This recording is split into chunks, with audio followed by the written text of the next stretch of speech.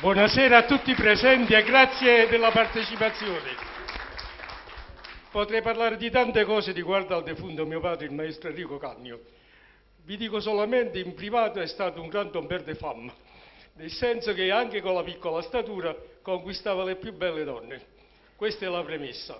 Per quanto concerne la sua carriera, ha iniziato con Enrico Caruso con la Posteggia e si parla della fine degli anni 800.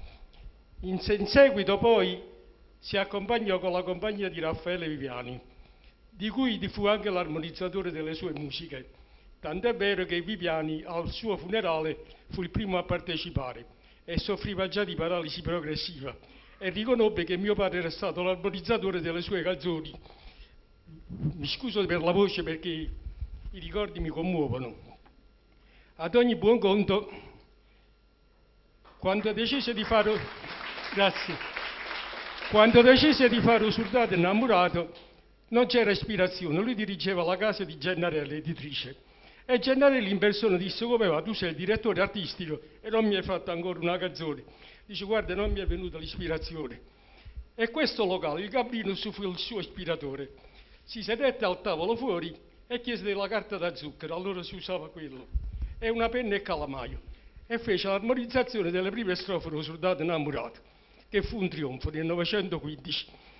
Alla sera, dopo il teatro, arrivò a casa una ventina di chili di pesce pescato dal Golfo, mandata da Gennarelli, e con un biglietto accompagnato con 1.000 lire, che allora era una somma. Dice: fai sempre canzoni belle così e riceverai questi regali. Con Viviani poi fece una lunga tournée e nello stesso tempo Viviani non ne poteva fare a meno, tant'è vero che una volta nel teatro si doveva fare la simulazione di un arrivo di un convoglio ferroviario. Mio padre, con la sua orchestra che dirigeva, diede talmente l'impressione del treno che entrava in teatro che a un certo punto il direttore, spaventato, si alzò pensando che il treno fosse entrato veramente in sala. Ironia della sorte, l'uomo che ha fatto le più belle marce, detta anche dai critici, purtroppo non ha potuto fare il militare. Durante la prima guerra mondiale fu riformato perché era alto 1,48 m. Lui, da spiritoso qual era, veniva a casa e diceva a mia madre: guarda, è venuto il momento che gli uomini bassi come me sono invidiati dalle belle donne. Mia madre diceva: ma perché, scusa? Dice: sì, perché adesso passo per i veicoli di Napoli, le donne giovani o vecchie si affacciano e fanno: ya passano guai, figlio mi sto pronto e tu stai qua.